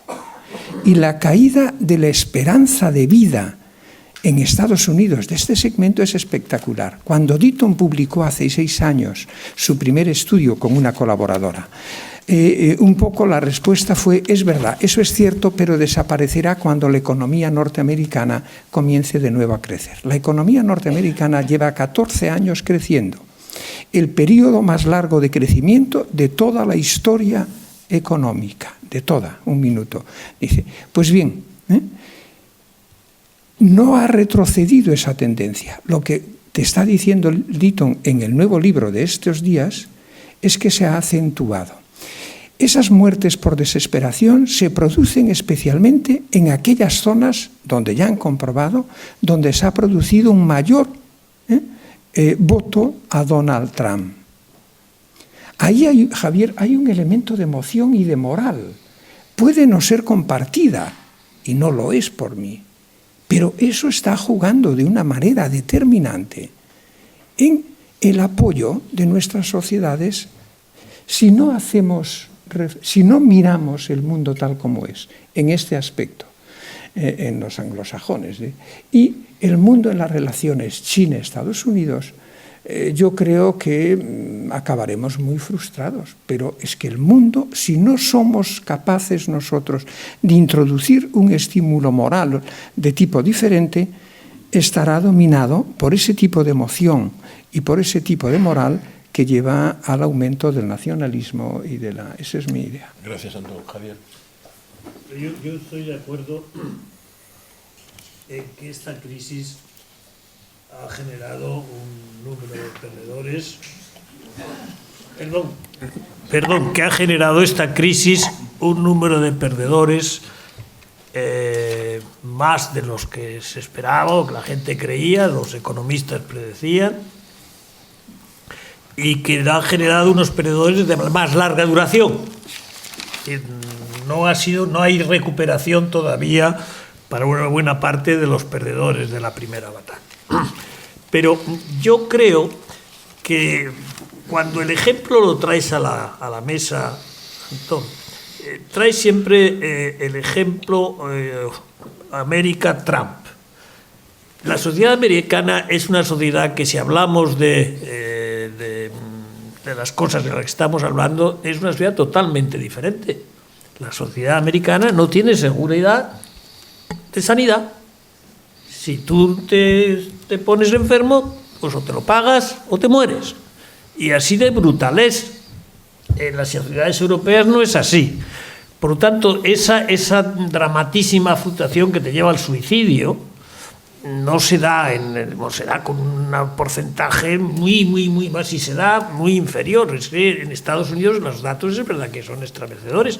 Y la vuelta a la droga, por ejemplo, de las gentes mayores. Y los drogadictos se están volviendo personas de 50 años para arriba, no los niños, los jóvenes, sino porque no tienen ninguna... Es que hay gente que no tiene ninguna agarradera en Estados Unidos. Yo creo que en nuestro mundo europeo no tiene esa categoría de drama, pero sin duda ninguna hay que hacer todo lo posible para que los ganadores y los perdedores lleguen a lo que decíamos al principio, un nuevo pacto social. Y yo vuelvo a decir... ¿Cómo implementar el pacto social? El pacto social tiene que ser entre los perdedores y los ganadores. ¿Cómo elegimos cómo lo hacemos en la práctica? Suponte que tú y yo somos vicepresidentes del gobierno y que tenemos que decir, pero únicos, no dos más, ¿eh? No. ¿Y ellas?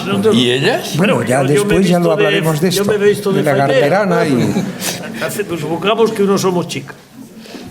Vamos a ver, ¿qué medidas tomaríamos? ¿Qué cosas haríamos? Y eso es lo que tú y yo estamos en cierta manera obligados a empezar a decir, porque si no, nos quedamos un poco cortos de decir. Sí. Algo más tenemos que ser capaces de decir, de cómo ser. Por ejemplo, damos un apoyo al Consejo Económico y Social, pensamos que estemos en España. ¿Usamos el Consejo Económico y Social como instrumento para el pacto social? con unos sindicatos que están más dispersos, que no se sabe. A lo mejor hay que hacer una cosa de ese tipo, pero hay que tener el coraje y el valor para hacerlo y llevarla a buen puerto. Yo estoy encantado con este gobierno, con una cosa fundamentalmente, con haber puesto en la seguridad social a una persona que sé que lo va a hacer bien. Y no es de mi partido, no es de ningún partido, pero viene de un sitio que lo ha hecho estupendamente bien y que lo ha hecho técnicamente muy bien, y me ha dado confianza, esa confianza moral de que estoy seguro que hay proporciones muy amplias de que el Pacto de Toledo, lo que sea que salga de ahí, va a ser muy bueno para los ciudadanos españoles.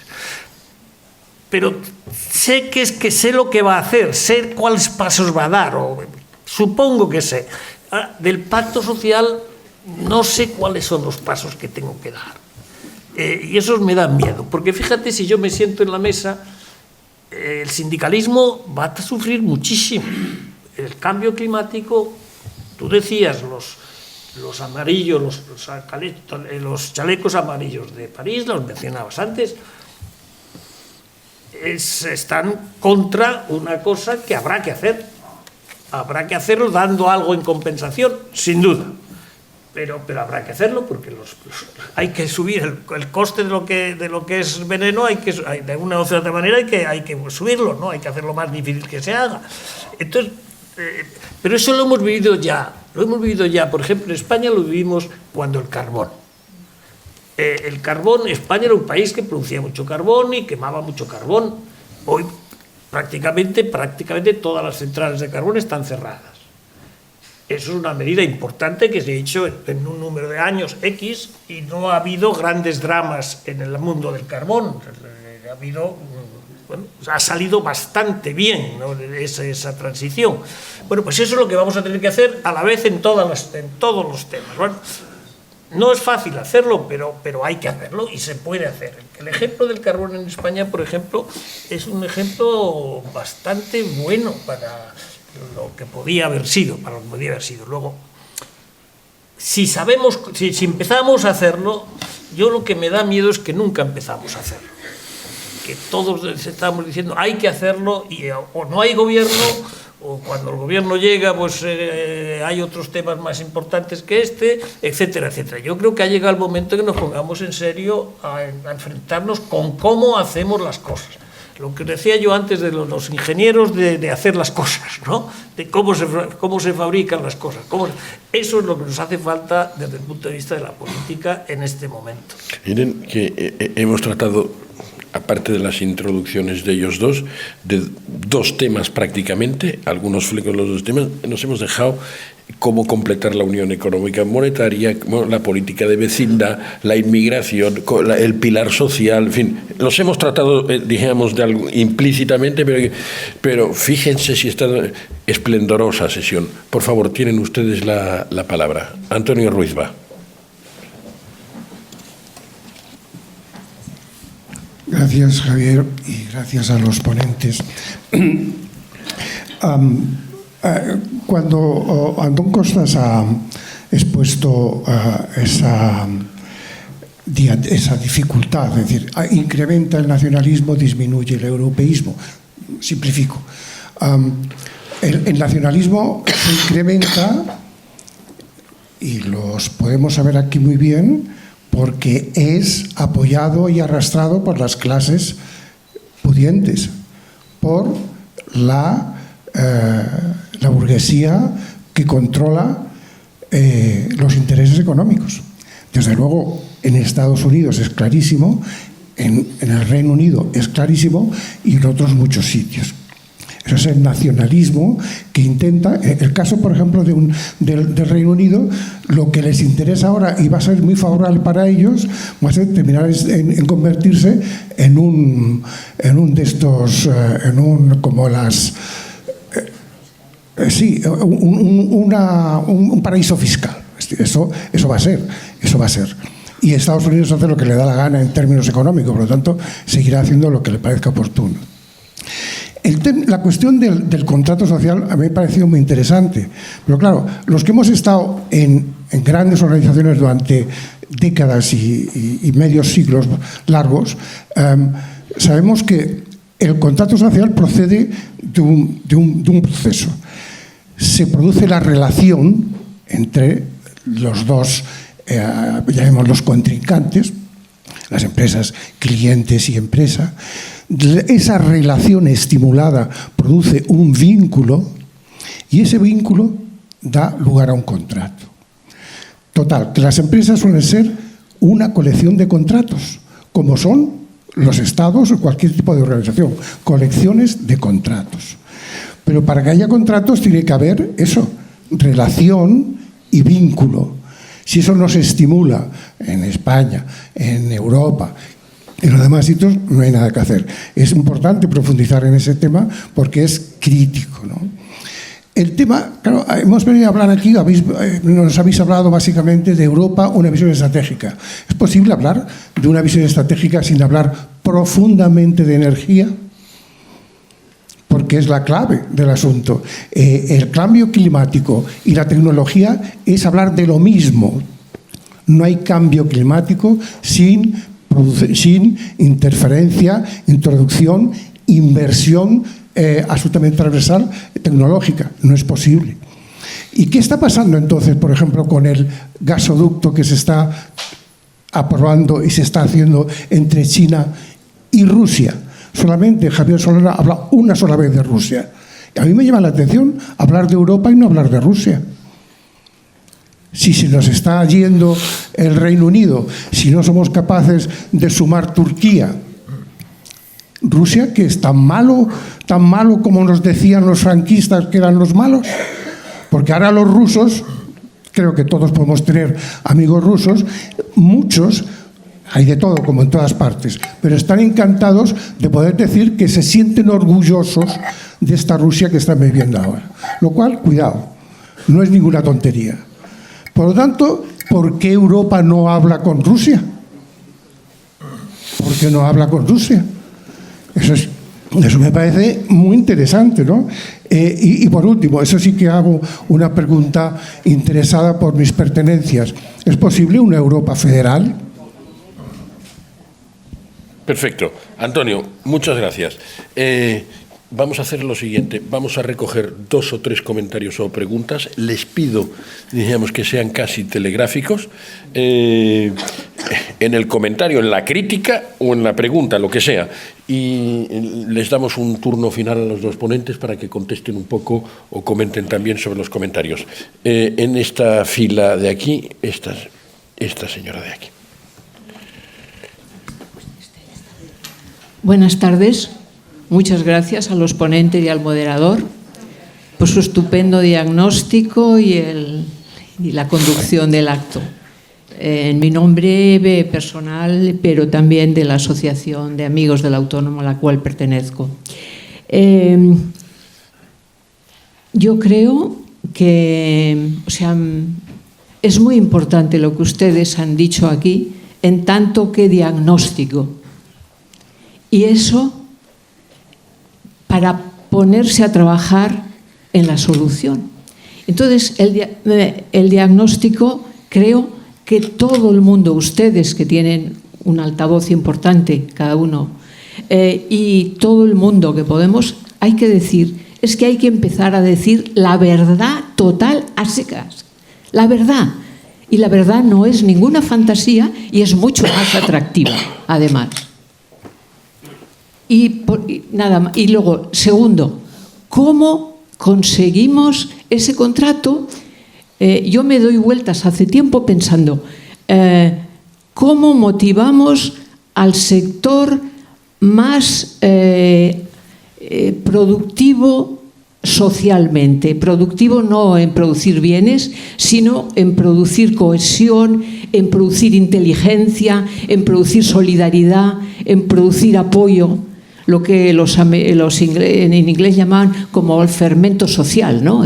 Esos fermentos sociales, porque una de las desgracias que tenemos es que el país se ha desarrollado maravillosamente, pero tenemos una clases de 50, 50 y pico que son absolutamente dedicadas al lamento y en todo caso al disfrute personal.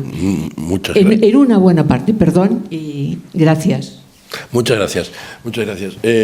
José María Milá, y ahí hay dos otras preguntas, aquí después y ahí paramos. Comença per allà al fons. Aquell d'allà. Vale. ¿Perdón? Yo voy muy rápido, muy rápido. ¿Para cuándo la superación de los ejércitos nacionales en Europa y un ejército europeo? Muchas gracias y por la concisión. Ahí mismo habían dos preguntas. El caballero de la barba y la chica del fular, tan bonito. Hola, buenas tardes. Intento conciliar, me ha gustado muchísimo tanto el aspecto academicista de Antón Costas como el político de raza de Javier Solana. Ahora pedía qué puede hacer la Unión Europea. Y yo pasaría un poco de todas estas, digamos, derivaciones, y creo que la clave la ha empezado Antón Costas: rearmar el discurso moral de Europa. El discurso moral, pero transfiriéndolo a la ciudadanía. Es decir, volver a plantear la autoexigencia individual, no el clientelismo fácil, el clientelismo casi consumista en el que ha devenido las sociedades modernas, sino que los políticos vuelvan a exigir, no los que tenemos, por favor. No sé cómo se puede solucionar el tema de los políticos que tenemos en este momento, pero la clase política debería exigir a cada uno de los ciudadanos también incentivar su propia autoexigencia moral. Yo creo que no estoy hablando para nada de religioso. Para mí la civilización es civilidad. La moral es de origen civil, no es de origen religioso. Entonces yo pienso que el tema, la base de todo está en lo que ha comentado Antón Costas, y yo pienso que es por donde hay que empezar. Y yo creo que para ahí es la educación, volver a la educación básica de todo. Perfecto, muchas gracias. A su izquierda y luego vendremos para aquí. Hola, buenas tardes. ¿Podría hablar un poquito sobre África? Lo que quería preguntar, pues que no ha entrado en el tema, estamos viviendo en el mismo mundo. Yo creo que, ¿qué papel cree que usted que puede jugar África como parte de la solución a algún problema europeo? Los problemas ambientales y los problemas energéticos. Muchas gracias. De África.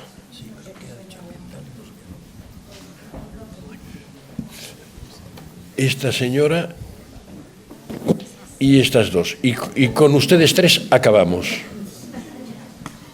Sí, muchísimas gracias a la mesa por esta magnífica discusión. Y quisiera formular una pregunta al señor Solana y una observación al señor Antón Costas. Respecto a la primera, cuando ha mencionado su satisfacción por el hecho de tener una presidente en Europa y además que fuera mujer y alemana, me ha llevado mentalmente a una película, un documental que vi hace muchísimos años de Antonioni, el gran cineasta Antonioni, un documental que duraba tal vez más de 15 horas sobre China. Entonces, siguiendo el hilo de cómo se hizo este documental, relacioné la elaboración de este documental con la visita de Helmut Schmidt a China en épocas del presidente Mao. O sea, la visita de Helmut Schmidt a China en épocas de Mao posibilitó que una corte de intelectuales, entre ellos Antonioni, pudiesen realizar este magnífico documental. Si no lo han visto, se lo recomiendo porque es magnífico. Entonces, la pregunta sería, frente a esta sospecha de que la sociedad norteamericana pudiese desarrollar anticuerpos, pudiese desarrollar una posición beligerante contra lo que es un avance de la humanidad, ¿no? Como es el intercambio comercial con otro actor económico como China.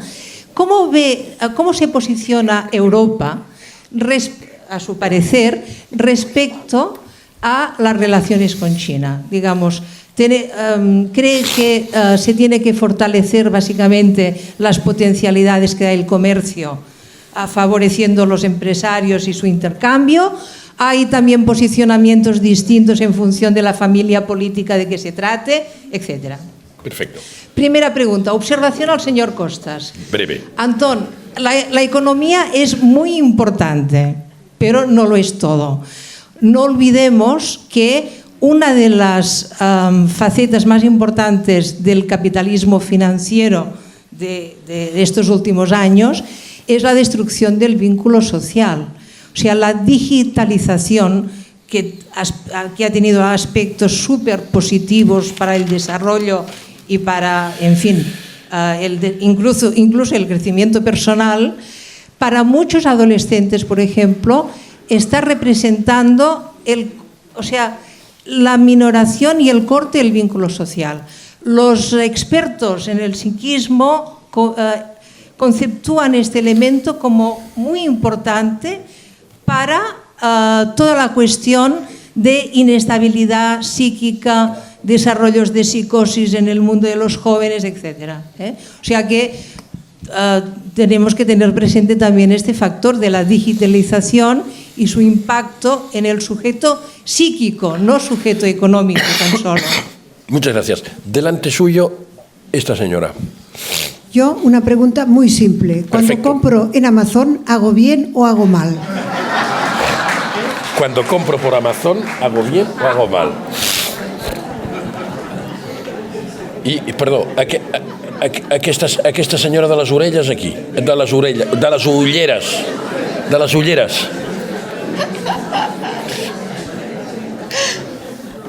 ¿Soy la última? ¿Soy la última? La última. Bueno, yo no sé cómo vais a contestar a todo esto, pero bueno, es súper interesante. Ahora la trampa se la voy a tender, sí. No, porque tendréis que hacer un seminario ya de soluciones.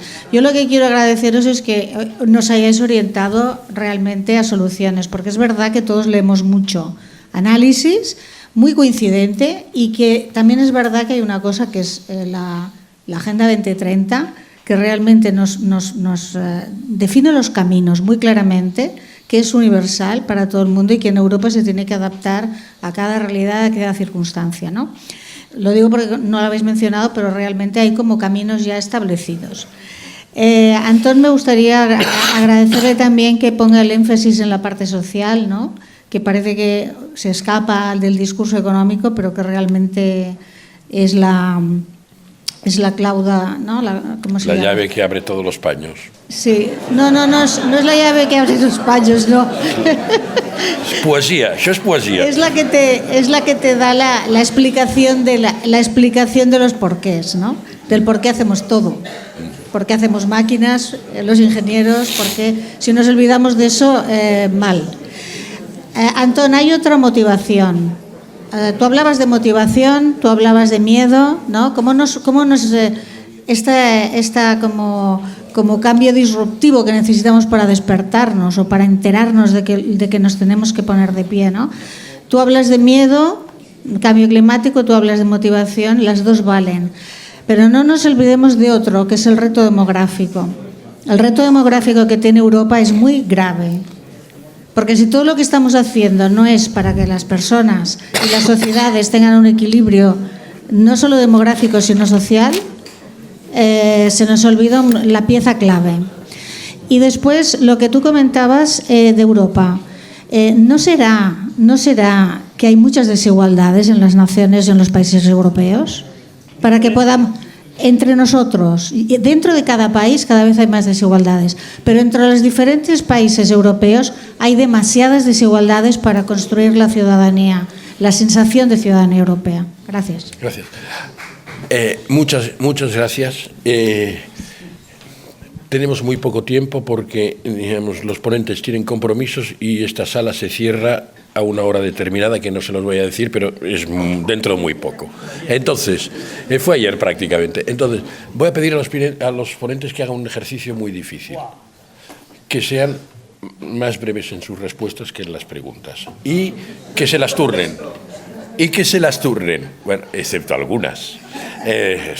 No me olvido de Amazon. Y además que no quieran contestar las dos. Bueno, son libres de hacer lo que quieran, pero si pueden no contestar los dos la misma pregunta, avanzaremos.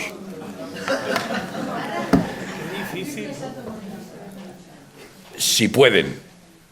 Hay algunas que efectivamente... Antón. Muy bien, pues vamos allá a ver cómo lo hacemos. Una, iremos haciendo una a una. Vale. No, sí, porque así os controlo mejor. Vale, agradezco los elogios que nos han hecho, pero también noto frustración un poco en sus observaciones. Y mire, en la vida, dice mi mujer, que parece que algo de eso sabe, que la frustración viene siempre de un exceso de expectativas.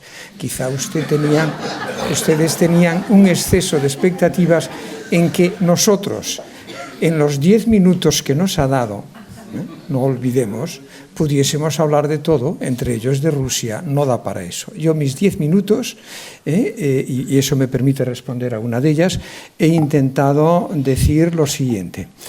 En nuestras sociedades se ha disuelto en parte el contrato social y además la Unión Europea no lo tiene. Y he identificado ese contrato social con un compromiso, retóricamente con un compromiso. Déjenme dar una sugerencia de dónde tenemos que actuar, Javier, en el contrato social, que a lo mejor es una pirueta y le sorprende. Dice, mire, una de las manifestaciones más importantes del contrato social de una sociedad es lo que ocurre en el seno de las empresas. Es fundamental, porque ahí es donde se origina la desigualdad. Después veremos si la corregimos o no, pero ahí dice, pues muy bien, nuestras empresas en los últimos 30 años, no digo las españolas, las empresas como institución rompieron el contrato social de posguerra. ¿Por qué motivo? Porque se fijaron un único objetivo a partir de los años 80-90, maximizar el valor para el accionista. ¿Y dónde quedaban entonces los intereses no solo de los trabajadores, no solo de los proveedores, no solo de los clientes, sino también de las comunidades donde se asientan? Yo soy consejero de varias, espero no estar tirando piedras sobre mi tejado, pero tú tienes un compromiso. Sobre el bolsillo quizás, sí. Sí, sobre... Esto me distorsiona el moderador, ¿no?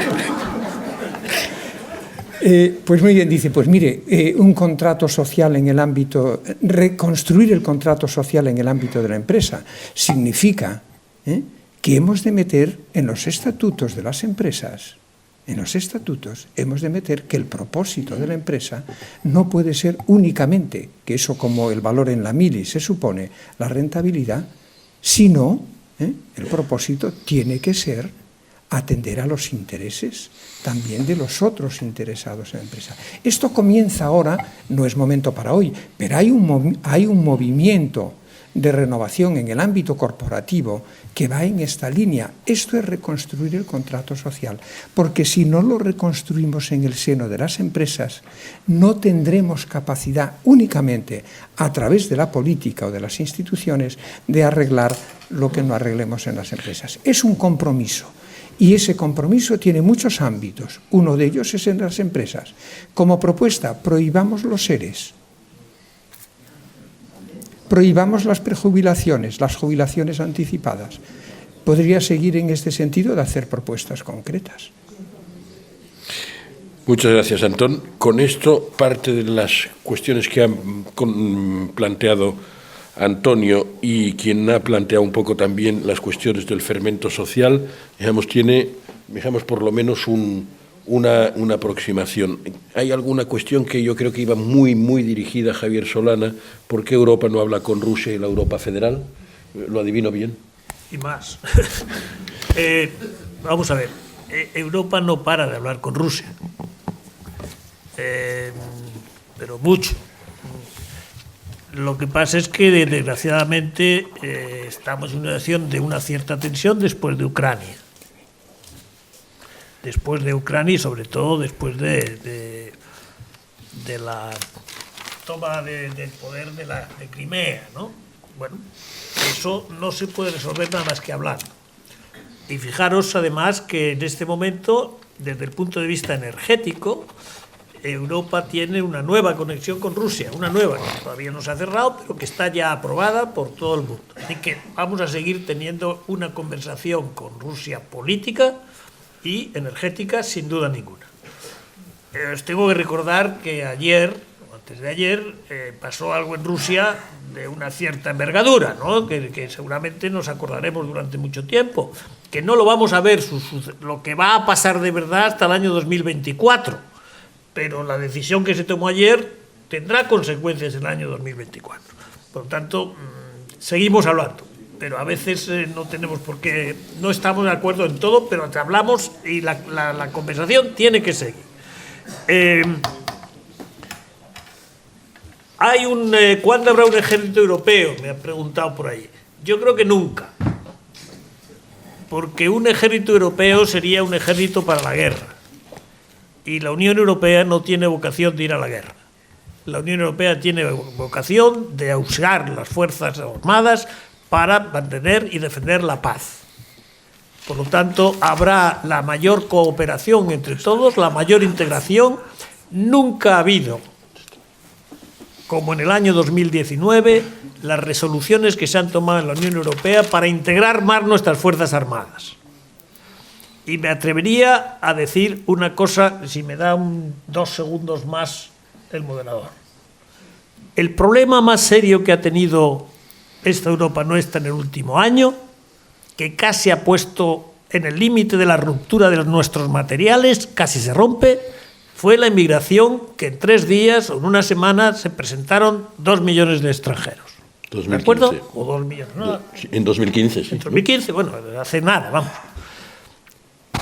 Eso trae causa de una guerra que está en Siria, que no está en la Patagonia, está en Siria, y que no hicimos todo lo que teníamos que hacer para pararla. Para eso no necesitábamos un ejército europeo. Fijaros, los soldados, no quiero ponerlo como modelo, sino para que sepáis la corrupción que hay en todas estas materias. ¿Os acordáis de una empresa que hacía de fuerza militar por Estados Unidos que se llamaba Blackwater? Pues hay un Blackwater que hace Rusia. Y Rusia, ¿por qué se ha presentado? Fijaros lo que ha pasado hace un pocos días en Libia, que han creído Rusia y Turquía que iban a resolver el problema de...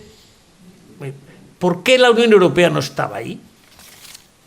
Pues porque no estaba, no se pudo resolver. Porque Rusia tiene ya sobre el terreno, por eso manda tanto, porque los 2 países tienen sobre el terreno fuerzas. Y esa fuerza no tiene que ser necesariamente militar.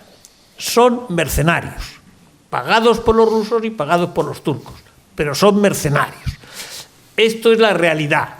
Pero os quiero decir que por eso es muy importante que las Fuerzas Armadas Europeas se integren. Pero de ahí a tener un ejército en el sentido de desfilar todos detrás de una bandera, yo creo que eso no lo veremos. Javier, sí.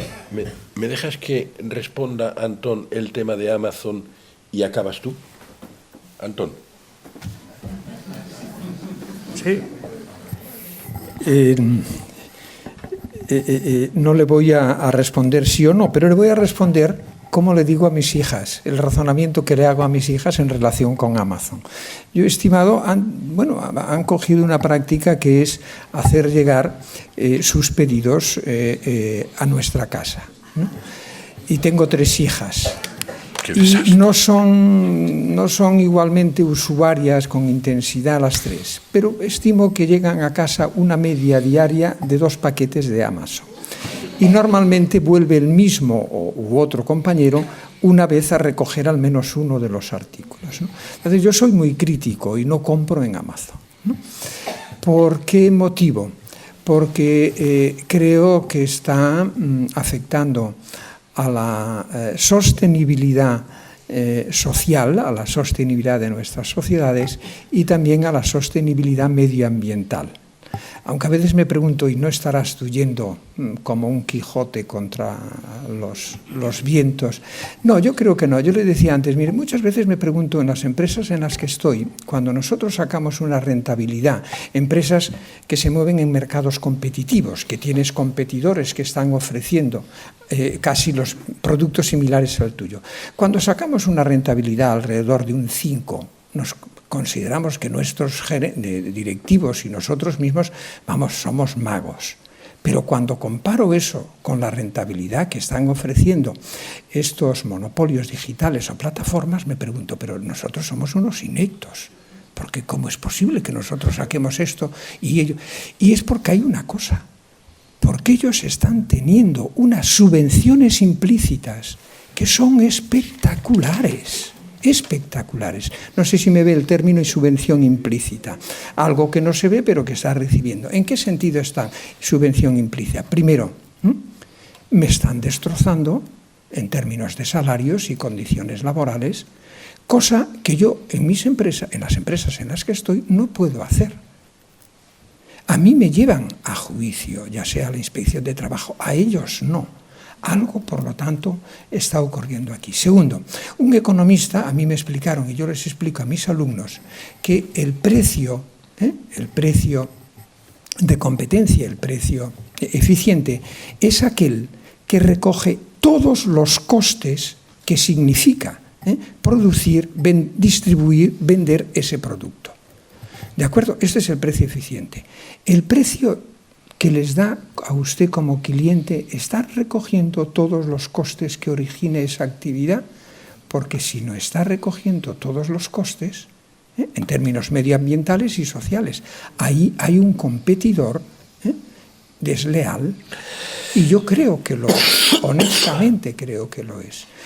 ¿Qué pasa? Que se benefician de momento con estas plataformas digitales, que ya son monopolios, se benefician de una cosa, que es el glamour que tuvo esto en sus inicios. Y claro, le hemos llamado economía colaborativa, y la vida ya me ha enseñado que cuando tú consigues identificar un nombre bondadoso para una actividad perniciosa, tienes mucho ganado. Y hay que, claro, esto no es economía colaborativa, estos son fenómenos de explotación bastante evidentes. Gracias. Dicho esto, usted haga lo que considere que deba hacer. Muchas gracias, Antón. Javier. Pues yo tengo dos preguntas o tres que me gustaría contestar. África. Es verdad que no... perdón. Ahora, África. No hemos hablado de África. Y yo lo he tenido en la cabeza mientras hablaba muchas veces, pero no ha salido por la boca. África es esencial para nosotros, esencial. Y yo estoy muy contento, estoy bastante contento con los primeros días de esta comisión frente a África. Hay ya un consenso, ¿verdad?, para una reunión importante y un cambio de política frente a África.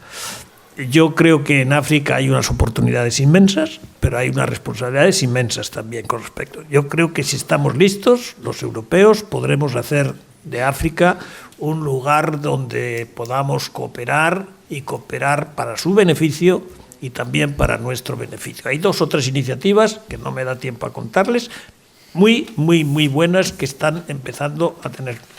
Una cosa que no he dicho, perdona, que no lo ha dicho nadie, el Banco Europeo de Inversiones ha tomado una decisión importantísima de dedicarse básicamente a ser un banco de inversiones para la transformación energética y medioambiental.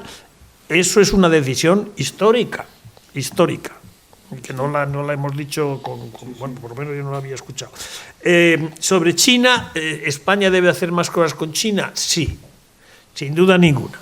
Hacemos menos que Portugal.